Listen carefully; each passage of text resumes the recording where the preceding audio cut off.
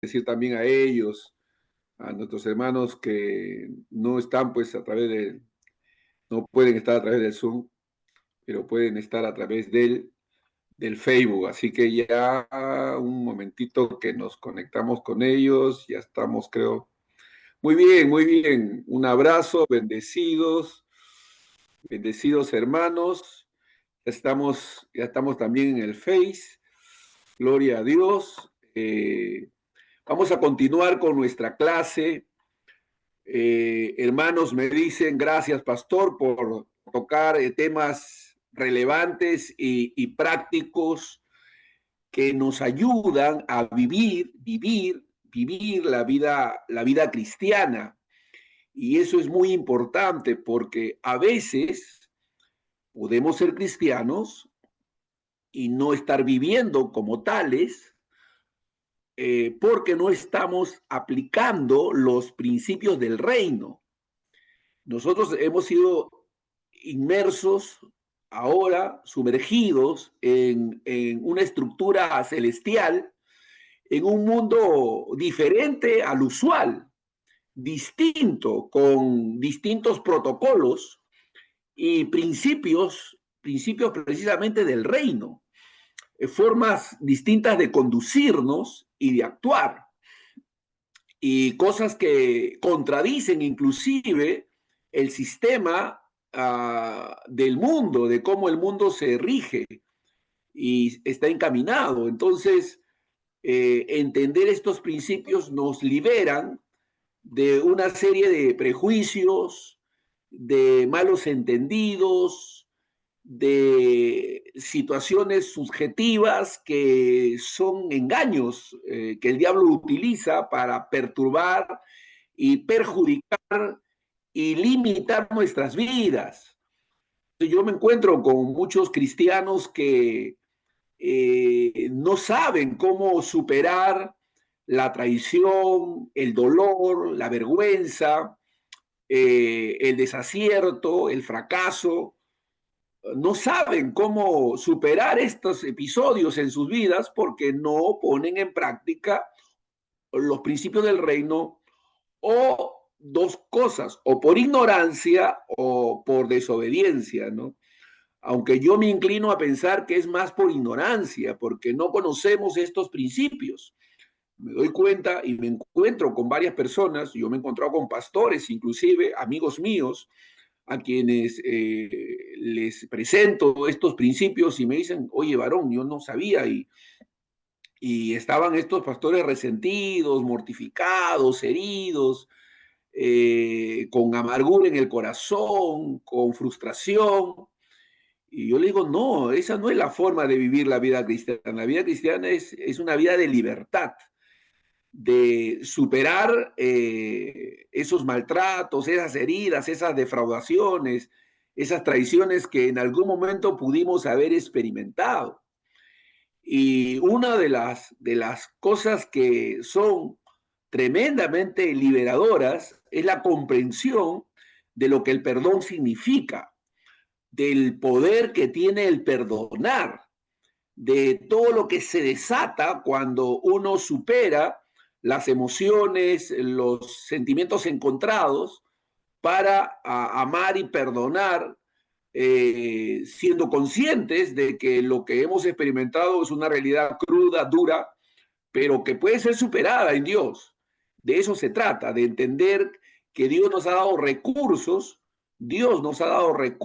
espirituales, sobrenaturales, que aplicados en fe, en amor, las cosas pueden ser distintas para nosotros y para aquellos que nos rodean. Estamos hablando de cómo perdonar, cómo superar las emociones que no deben gobernarnos. Ojo que, perdón, que no estamos hablando, y esto es muy importante, que no estamos hablando de que no nos sintamos ofendidos, de que no nos sintamos dolidos, de que no nos sintamos frustrados. No estamos hablando de los sentimientos. Estamos hablando de las acciones, de las reacciones, de las respuestas, de cómo vamos a actuar frente a todo lo que sentimos. Y cómo no dejar que lo que sentimos, estos sentimientos negativos que gobiernan nuestras almas sean superadas por un mayor poder, que es el poder de Dios, que es la gracia de Dios, que es el Espíritu de Dios morando en nosotros. Entonces, no decimos que no, de aquí en adelante tampoco no vamos a sufrir traiciones o ofensas, no significa eso, porque las sufrimos, las hemos sufrido, las podemos estar sufriendo o en el futuro las sufriremos. O sea, el asunto aquí no son las ofensas, no son los sufrimientos, no son las traiciones. El punto clave es cómo respondemos nosotros frente a ello. La clave es aprender a responder adecuadamente, a no dejar que estos sentimientos nos gobiernen y como consecuencia nos controlen, pues, ¿no? Definan nuestra vida y no tenemos que ser definidos por lo que sentimos, sino por lo que creemos. Ahora, aquí el antídoto contra la amargura es el perdón. El antídoto contra la amargura es el perdón. Pero para perdonar debe procesarse correctamente. Toda ofensa no procesada correctamente termina generando una reacción natural, que es la amargura. Voy a repetir eso. Toda ofensa no procesada correctamente, porque puede ser mal procesada. ¿Y cómo podemos darnos cuenta que ha sido mal procesada? Cuando hay resentimiento, cuando hay amargura, cuando hay dolor, cuando hay frustración, cuando hablamos mal de los demás, cuando estamos llamando a todo el mundo hereje, pensando que todo el mundo está mal y que todo el mundo es hijo del diablo y que están endemoniados. Esos términos no hacen sino evidenciar que algo no está bien en nuestros corazones. Repito, toda ofensa no procesada correctamente termina generando una reacción natural, que es la amargura. Termina generando una reacción natural que se da en nosotros, que es la amargura. Y esta amargura es como una raíz que crece en lo profundo del corazón. Es decir, no se queda ahí nomás, sino que va creciendo. Crece en lo profundo del corazón, es invisible al principio, pero es capaz de deformar todo lo que toca. El antídoto de la palabra de Dios que nos da para esta toxina espiritual es el perdón. El perdón. En Hebreos 12:15 se nos previene, se nos da esta advertencia. Mirad bien, no sea que alguno deje de alcanzar la gracia de Dios. Fíjense, de alcanzar es de disfrutar, de gozar de esa gracia, de que esa gracia se manifieste y se multiplique en nosotros. Deje de que estas cosas se den en la gracia en nosotros. Dice, que brotando alguna raíz de amargura, ahí está, brotando alguna raíz de amargura os estorbe. O sea, se va a convertir en un estorbo para nosotros. El resentimiento, la falta de perdón, el estar con la herida ahí después de 10, 15, 5 años, 2 años, seguir ahí con eso nos estorba. Inclusive, dice el texto, y por ella muchos sean contaminados. O sea que vamos a contaminar a otros, porque al estar hablando de esas cosas a otros, podemos generar en personas que inocentes de todo esto, terminen también sintiendo lo mismo que nosotros por aquellos que nos han lastimado. Entonces, hay que tener bien claro, la amargura no solo daña al ofendido, sino también a todos los que le rodean. Alguien decía que cuando un familiar en una casa, un joven en un hogar, se vuelve drogadicto, dice que toda la familia sufre las consecuencias de esa drogadicción, ¿no? Por eso hacen terapias familiares, inclusive a los drogadictos les hacen terapias familiares, porque dicen los entendidos que cuando un joven en la familia cae en la drogadicción, toda la familia sufre las consecuencias de ese estado de drogadicción de ese joven. Afecta a todos, fíjense. No le afecta solamente a drogadictos, sino le afecta a todos. ¡Wow! Es una cosa tremenda, ¿no? Entonces, aquí dice que la amargura no solo daña al ofendido, sino también a todos los que le rodean. El creyente que guarda resentimiento pierde, pierde la dulzura, pierde la dulzura de la comunión con Dios. ¿No? El creyente que guarda resentimiento pierde la dulzura de la comunión con Dios. Contamina sus relaciones y sin darse cuenta se convierte en una visión. Qué tremendo, qué realmente revelador las consecuencias que pueden tener, hermanos, cuando nosotros no entendemos que nuestra amargura, nuestro dolor, no solamente nos afecta a nosotros, afecta a todos los que nos rodean.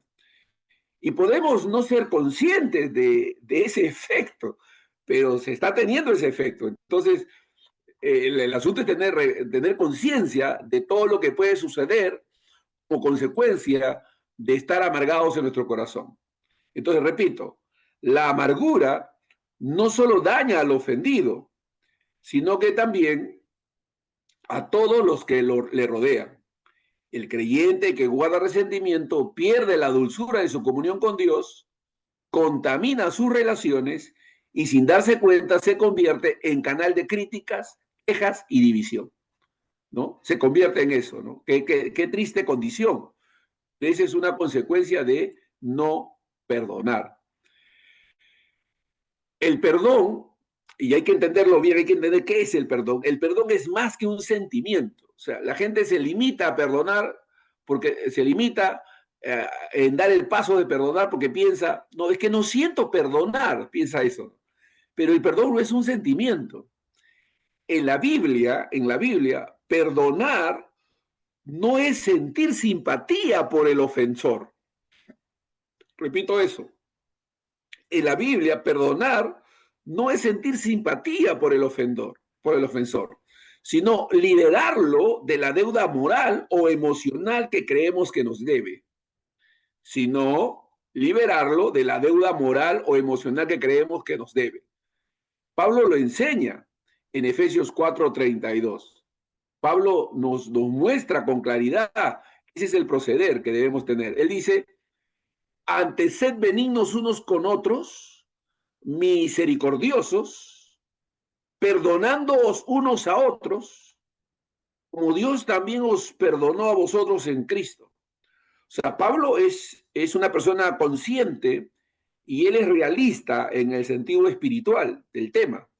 Él entiende que entre nosotros pueden haber ofensas, heridas, malos entendidos, lo cual es natural siendo que vivimos en un mundo caído. Pero él dice, lo importante es cómo respondemos ante eso. ¿Cómo debemos responder?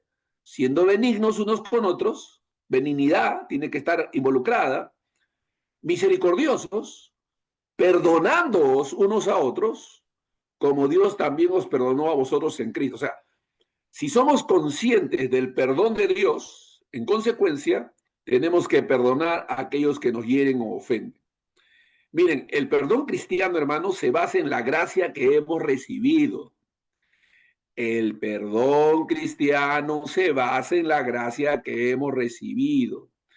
Si Dios nos perdonó una deuda impagable, ¿cómo retener contra otros deudas pequeñas en comparación?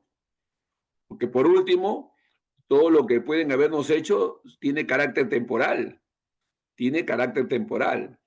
pero el perdón que Dios nos ha otorgado tiene carácter eterno. En consecuencia, no tiene comparación. Entonces tenemos que darnos cuenta de que el perdón que Dios nos ha concedido es eterno. Debemos poder nosotros perdonar a aquellos que nos han ofendido y nos han herido. Ahora, hay personas que dicen, o sea, hermano, entonces es como si tengo que ser como que nada pasó, pero me ha agraviado, me ha herido, pastor, me ha herido. Ya. Perdonar no es minimizar el agravio. de ninguna manera. Perdonar no es minimizar el agravio. Muchos se resisten a perdonar porque creen que hacerlo es decir, no fue tan grave, no pasó nada. Pero bíblicamente, perdonar no es negar la gravedad del mal, sino decidir no vengarnos y dejar el caso en manos de Dios. Es decidir no vengarnos y dejar el caso en manos de Dios. Usted dice, pero yo no me estoy vengando. No, cuando tú estás soltando palabras de crítica, de objeción, de murmuración contra otro, estás evidenciando tu falta de perdón. Perdonar es reconocer el daño, pero también es reconocer que la justicia final pertenece al Señor. Eso es perdonar. Es encomendar las cosas a Dios. Miren, el Señor mostró su propia matemática. ¿Recuerdan cuando Pedro, con buena intención, preguntó a Jesús si debía perdonar hasta 7 veces? Nuestro Señor, ¿qué le respondió? No te digo hasta 7, sino hasta 70 veces 7. ¿Qué le estaba diciendo el Señor a Pedro? Le estaba diciendo Pedro la fórmula divina, la manera en que debemos nosotros perdonar no tiene límites, es sin límites. O sea, nosotros no ponemos límites al perdón. Personas dicen, ¿hasta cuándo lo voy a tener que perdonar? Dicen, o sea, está llevando conteo, está llevando récord de su perdón. Y eso no es bíblico, pues. Tú no puedes llevar récord del perdón que estás otorgando. Si estás llevando récord del perdón que estás otorgando, no estás perdonando. Ese no es perdón. Perdonar es como que esa ofensa no haya existido. Eso es perdonar. Perdonar es que cada ofensa es como una ofensa nueva, no acumulación, sino ir tratando cada ofensa en su momento. Entonces, la aritmética divina es decir que el perdón es sin límites. El perdón en el reino de Dios no es escaso ni condicional. Ojo con eso. El perdón en el reino de Dios no es escaso ni condicional. Es abundante y constante. ¿Se dan cuenta la diferencia? En el mundo dice, ya mi paciencia se acabó, dicen, ¿no? O sea, la paciencia tuvo su límite. No, en el reino de Dios no es así. En el reino de Dios el perdón no es escaso ni condicional, es abundante y constante, como el amor del Padre, como el amor de Dios. Ese perdón del que estamos hablando tiene poder liberador. Cuando perdonamos, no solo liberamos al otro del peso de la deuda, sino que nos liberamos a nosotros mismos del peso del resentimiento. Cuando perdonamos, no solo liberamos al otro del peso de la deuda, sino que nos liberamos nosotros mismos del peso del resentimiento. Guardar un agravio es como beber veneno esperando que el otro sufra. Repito eso. Guardar un agravio es como beber veneno esperando que el otro sufra. Perdonar rompe ese ciclo y nos devuelve la paz interior. Yo en consejería he visto casos en los que años de amargura desaparecieron con una decisión genuina de perdonar. No porque la ofensa desapareciera, sino porque la persona entendió que aferrarse al agravio era más dañino que el agravio mismo. Aferrarse al agravio era más dañino que el agravio mismo. Miren, el perdón no siempre restaura la relación al estado anterior, pero siempre restaura el corazón del que lo concede. Pero siempre, miren este pensamiento muy profundo. El perdón no siempre restaura la relación que hemos tenido al estado anterior, pero siempre va a restaurar el corazón del que lo concede. Aleluya. O sea, va a haber un efecto espiritual en nosotros. Entonces, esto significa, hermanos, esto significa que el perdón no es un lujo opcional para el creyente, sino un mandato y un remedio. el perdón no es un lujo opcional para el creyente, no se trata de que es opcional, no, sino un mandato y un remedio. Es el antídoto de Dios contra la amargura y el medio para preservar la paz del corazón. Y el medio para preservar la paz del corazón. La Biblia nos enseña, hermanos, que el amor cubrirá multitud de pecados. ¡Wow! Eso nos enseña la Biblia. El amor cubrirá multitud de pecados. En la vida cristiana, hermanos, en la vida cristiana, nosotros como hijos de Dios, tenemos que entender que no hay virtud más poderosa para enfrentar los agravios que el amor. No hay virtud más poderosa para enfrentar a los agravios que el amor. El apóstol Pedro nos deja una exhortación directa y transformadora. Primera de Pedro 4:8. Y ante todo, tener conocimiento bíblico. No, eso no dice Padre Pedro.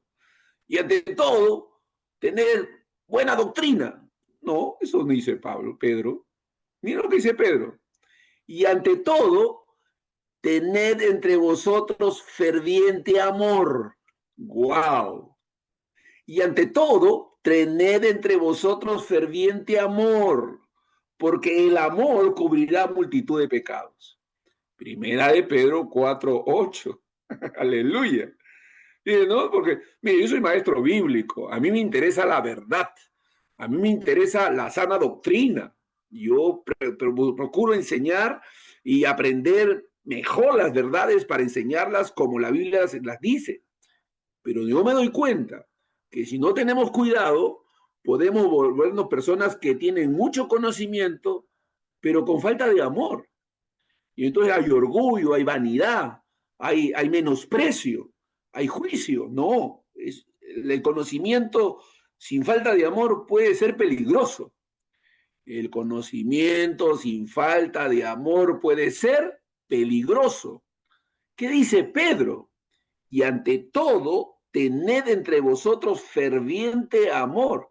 Pedro sabía de lo que estaba hablando. Pedro le había fallado al Señor y había experimentado el amor incondicional de Jesucristo para con él. Jesús le encargó a Pedro que cuidara sus ovejas. Apacienta mis ovejas, le dijo a Pedro, aquel que unos minutos antes lo había traicionado. Pedro experimentó el ferviente amor de Cristo para con él. Así que Pedro sabe el poder restaurador que tiene el amor. El poder restaurador que tiene el amor. Así que Pedro sabe lo que está hablando. Él dice, y ante todo, tened entre vosotros ferviente amor, porque el amor cubrirá multitud de pecados. Entonces tenemos que entender, hermanos, que este versículo no es una poesía abstracta ni una frase bonita para decorar una pared. Yo he visto paredes, ¿no?, con esta frase. Es un principio activo del reino de Dios. Es un principio activo del reino de Dios que nos permite responder al mal con el bien y evitar que las heridas se conviertan en divisiones irreparables. Yo recuerdo un pastor en un determinado momento cometió una ofensa contra mí de manera pública, me faltó al respeto, y yo al final de la reunión lo llamé aparte, le dije, venga hermano, quiero hablar contigo, pero quiero hablar contigo de manera privada.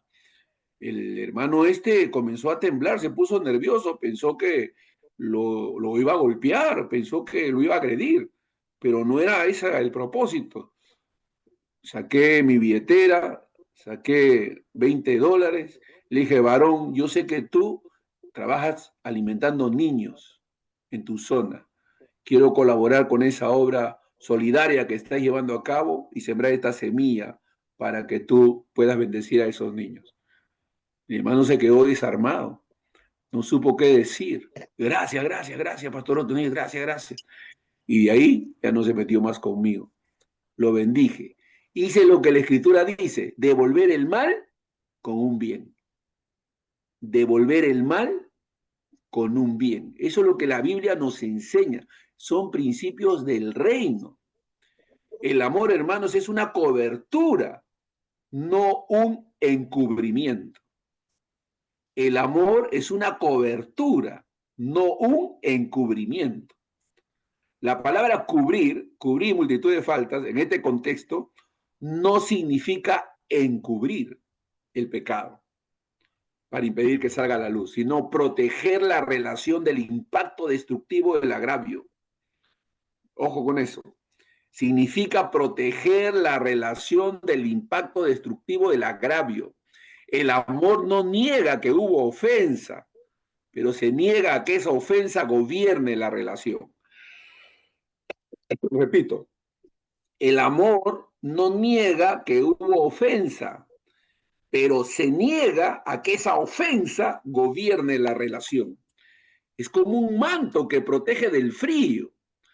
La ofensa sigue ahí, pero el amor impide que congele el vínculo. Aleluya.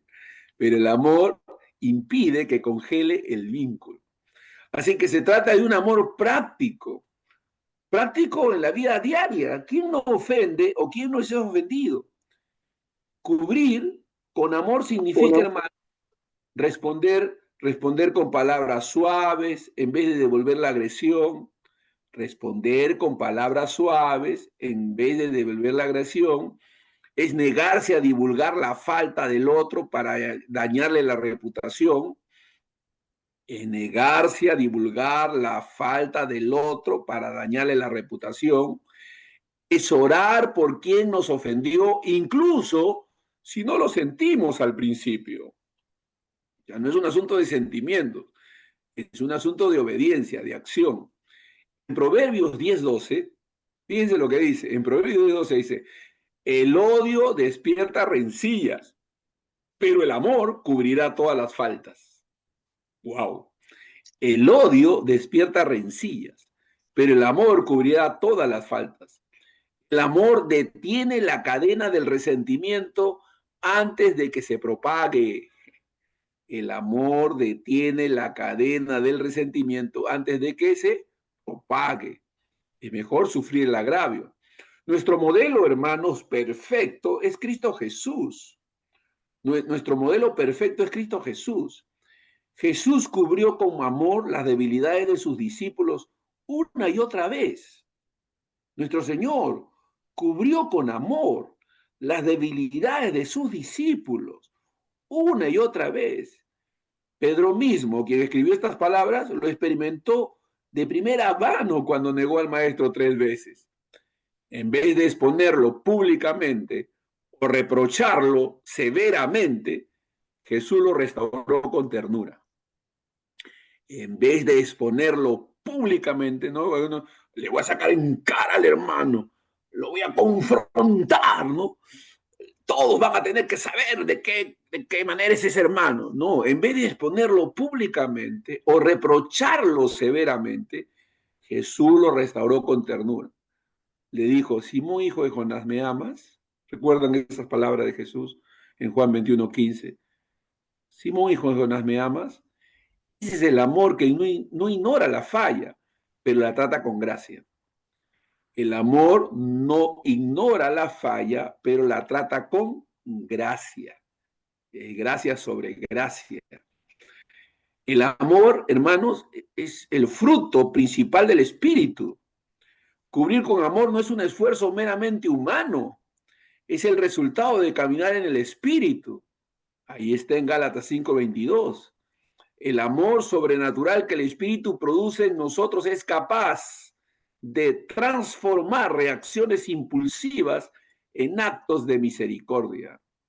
En la vida de iglesia, hermanos, nosotros podemos darnos cuenta cómo comunidades enteras sanan cuando deciden practicar este principio. No se trata de tolerar el pecado sin corrección, sino de tratar al hermano caído como alguien a quien queremos levantar, no destruir. El amor que cubre multitud de pecados protege la unidad y refleja el carácter de Cristo al mundo. Entonces, el amor que viene de Dios no niega la ofensa, pero la cubre para que no destruya la relación. Es una decisión activa de proteger, restaurar y edificar en lugar de exponer y dividir. Hay heridas, pero hay sanidad. Hay sanidad. Y tenemos que aprender a restaurar ese corazón herido. Toda ofensa produce herida. Algunas son superficiales y sanan pronto, otras son más profundas y dejan cicatrices duraderas. La cuestión no es si seremos heridos, porque eso es inevitable, nos van a herir. O vamos a herir, cuidado con eso. Sino, cómo vamos a gestionar esa herida para que no se infecte de amargura y resentimiento. Entre el momento de la herida y la experiencia de la sanidad hay un proceso. Entre el momento de la herida y la experiencia de la sanidad hay un proceso. La Biblia nos enseña a recorrerlo bajo la guía del Espíritu Santo. Así que veamos algunas cosas que podríamos hacer. Número 1, podemos reconocer la herida sin justificar el resentimiento. El primer paso hacia la sanidad es reconocer que hemos sido heridos. Hemos sido heridos, pero eso no justifica estar resentidos. Negar el dolor o minimizarlo no lo va a eliminar, solo lo oculta por el tiempo o por un tiempo. El salmista David era honesto al expresar sus heridas delante de Dios. En Salmo 55:4 dice: mi corazón está dolorido dentro de mí y terrores de muerte sobre mí han caído. Sin embargo, reconocer el dolor no significa alimentar el rencor. Podemos admitir la herida y al mismo tiempo decidir que no vamos a dejar que nos gobierne. Gloria a Dios. O sea, sí, reconocemos que estamos heridos. Puede haber ese reconocimiento, pero eso no significa responder guiados o movidos por esa herida, no. Sí, reconocemos que nos han herido, nos ha lastimado, ha producido un dolor, un sentimiento ahí encontrado en nosotros. Está bien, lo reconocemos, pero eso no justifica el rencor. Entonces, podemos llevar esa herida a la presencia de Dios. El corazón ofendido tiende a buscar justicia inmediata o a rumiar la ofensa, a meditarlo y a meditarlo, ¿no? La sanidad comienza cuando decidimos llevar la herida a la cruz. Allí encontramos a aquel que llevó nuestras cargas y nuestras injusticias. Pedro nos recuerda que Cristo mismo llevó nuestros pecados en su cuerpo sobre el madero. 1 de Pedro 2:24. Y con esa misma obra nos ofrece descanso para el alma herida. Hay un papel que juega el tiempo y la gracia. Esto significa que sanar no siempre será instantáneo. Sanar de una herida no siempre será instantáneo, pero algunas heridas requerirán tiempo y ese tiempo debe ser impregnado de gracia. Miren lo que dice Efesios 4:31 y 32.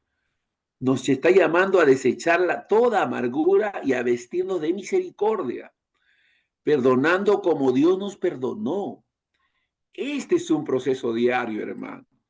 Decidir cada día no alimentar pensamientos vengativos y abrir espacio para que la gracia de Dios actúe. Debemos buscar restaurar la comunión cuando sea posible. ¿Por qué no llamas a aquel que te ha ofendido y le invitas a un almuerzo? Le llevas un obsequio. Vamos, devuelve con un bien ese mal que te han hecho. Actúa. La sanidad del corazón no siempre implicará una restauración de la relación en el mismo nivel que antes, pero significará que vamos a cerrar la puerta a toda hostilidad. Romanos 12:18 nos dice: si es posible, en cuanto dependa de vosotros, estad en paz con todos los hombres. Ahí está, Romanos 12:18. Si es posible, o sea, si está en tus manos hacer algo para cortar ese círculo vicioso del resentimiento y el dolor, hazlo, dice. Si es posible, en cuanto dependa de vosotros, estad en paz con todos los hombres. Gente mal entendida dice, ah, no, es que él es diplomático. No, es la decisión de caminar en amor, en gracia, en perdón, amando, bendiciendo, sirviendo, ¿no? Gente malintencionada dice, no, pues, es que él es diplomático, él quiere estar en paz con todos. Pero ese es el llamado de Dios, a estar en paz con todos. Es que a él no le gusta pelearse con nadie. No nos debe gustar pelearnos con nadie. Alabado sea Dios. Pero lo vemos como una crítica, ¿no? No es que el hermano es diplomático, no es que no le gusta pelearse con nadie, a todos les gusta quedar bien con todos. Pero acá dice la Biblia, si es posible, en cuanto dependa de vosotros, estad en paz con todos los hombres.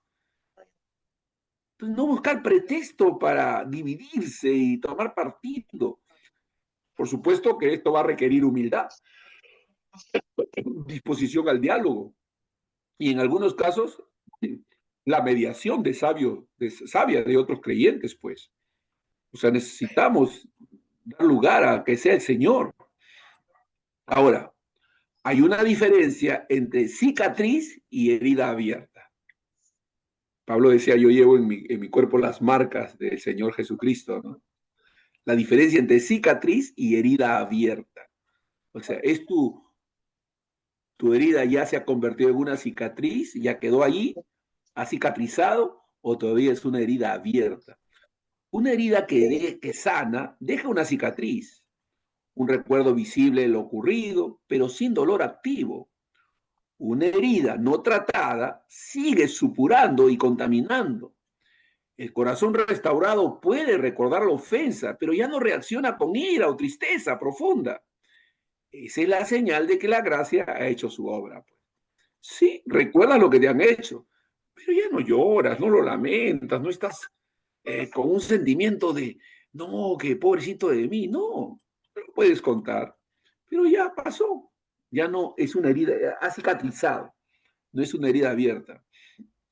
Y yo en el acompañamiento pastoral que he llevado a cabo, yo he visto creyentes que por años vivieron con heridas abiertas, pero nunca dieron el paso de perdonar o buscar la ayuda de Dios. También he visto corazones transformados cuando deciden poner la herida en manos del Señor, aun cuando la otra parte no cambie. La verdadera sanidad no depende de que el ofensor se disculpe, sino de que el ofendido reciba la paz de Cristo. Esa es la clave. Amén. Entre la herida y la sanidad hay un camino que pasa por el reconocimiento, la entrega a Dios y la decisión de no dejar que la ofensa gobierne el corazón. La gracia convierte heridas en cicatrices que dan testimonio de su poder. Alabado sea Dios. Porque finalmente lo que buscamos es esa paz, la paz interior de aquellos que dejan el juicio en manos de Dios. Una de las razones por la que los agravios nos perturban tanto es que sentimos que la justicia ha quedado incompleta. Queremos que el culpable reciba su merecido y que nuestra inocencia sea reconocida públicamente. Sin embargo, la Biblia nos enseña que la paz interior no depende de que veamos el castigo inmediato, sino de confiar plenamente en que Dios juzgará con justicia perfecta y Él manifestará también su gracia.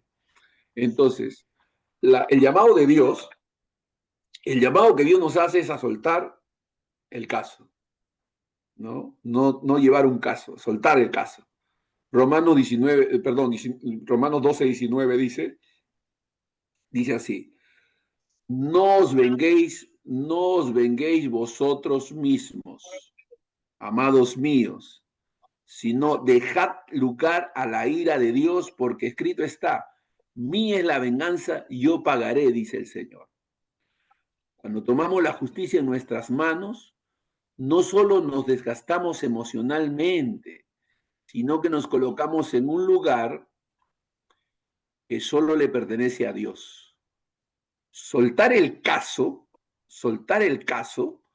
es reconocer que su juicio es más sabio, justo y completo que el nuestro, ¿no? Soltar el caso o la causa, ¿no? Es reconocer que su juicio es más sabio, justo y completo que el nuestro. Nosotros podemos ver un ejemplo en David, hermanos. David tuvo múltiples oportunidades para vengarse de Saúl, quien lo perseguía justamente para matarlo, ¿eh?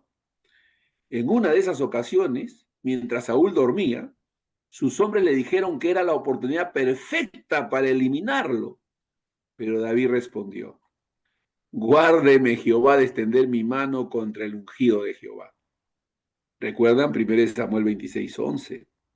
David eligió la paz de una conciencia limpia sobre la satisfacción momentánea de la venganza.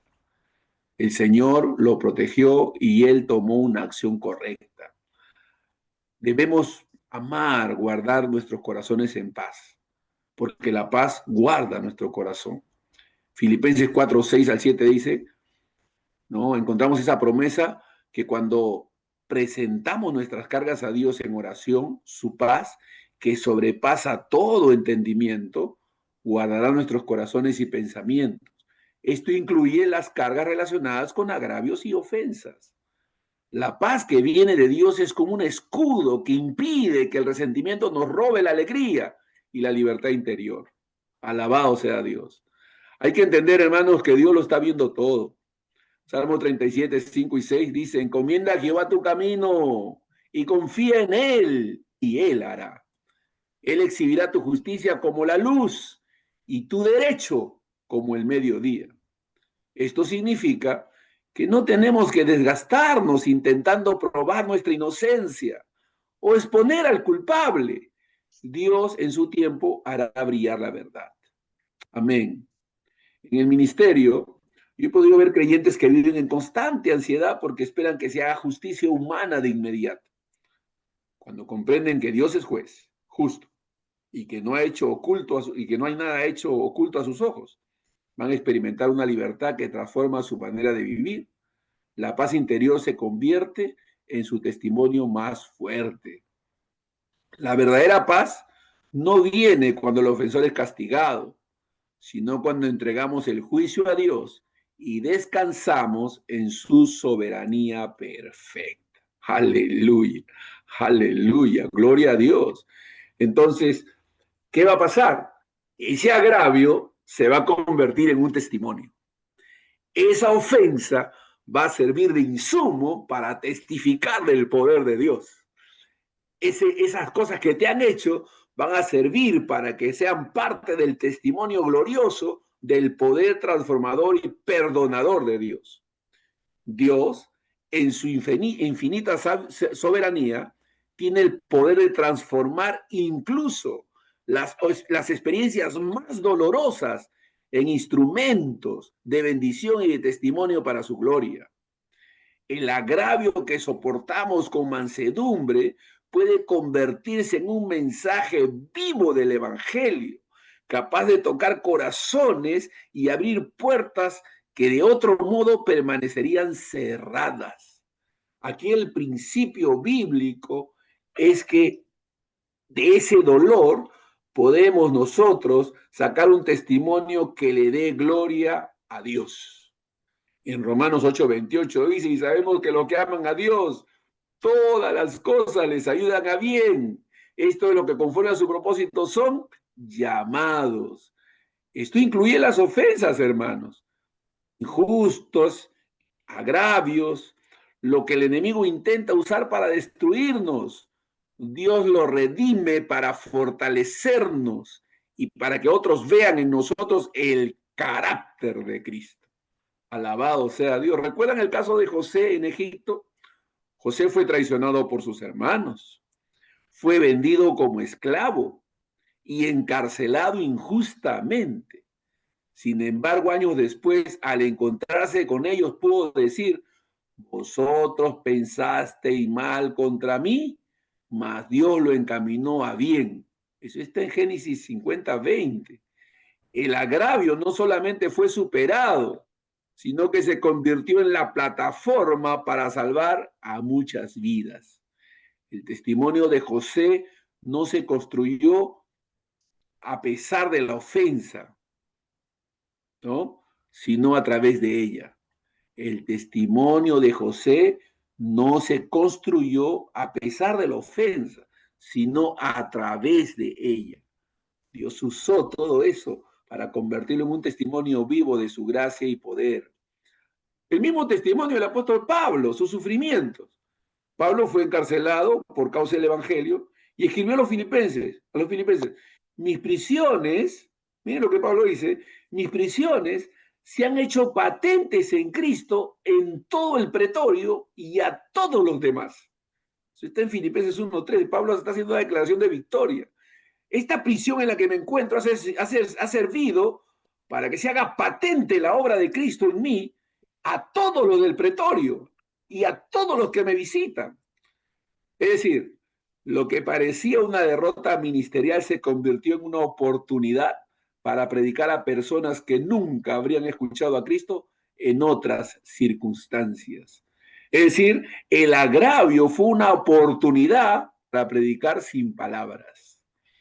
Cuando soportamos una injusticia con gracia, la gente observa. Vecinos, compañeros de trabajo, familiares y aún desconocidos se preguntan, ¿cómo es posible que esa persona no responda con odio? Esa pregunta abre el camino para explicarle que no es fuerza humana, sino el poder del Evangelio obrando en nosotros. Yo he acompañado a muchos creyentes que tras sufrir traiciones o maltratos, decidieron responder con perdón y servicio. Con el tiempo, esa actitud despertó en sus ofensores una curiosidad que terminó conduciéndolos a Cristo. El agravio entregado a Dios se convierte en una semilla de salvación. Cuando el creyente confía en la soberanía de Dios, incluso las injusticias sufridas pueden transformarse en un testimonio que edifique a otros y glorifique a Cristo, hermanos. La clave es vencer el mal con el bien. Vencer el mal con el bien. En la siguiente clase hablaremos de estrategias prácticas para la vida diaria, ¿no? Estrategias prácticas para la vida diaria. Aquí nos vamos a quedar. Padre, en el nombre de Jesús, te damos gracias por tus hermanos aquí en el Zoom y aquellos que por el Face, Señor, pueden ser edificados y todos salir de acá, oh Dios, aprendiendo verdades y principios del reino que nos ayuden a vivir vidas victoriosas, vidas de amor, vidas de gracia, vidas de perdón, de reconocimiento, oh Dios, de tu favor en otros, de tus gracias en otros, en el nombre de Jesús. Gracias, Señor. Amén. Vamos a bendecir a nuestros hermanos allá en el Face y despedirnos de ellos. Que Dios los bendiga. Amén. Nos vemos el próximo martes, Dios mediante. Un abrazo para ustedes. Bendiciones.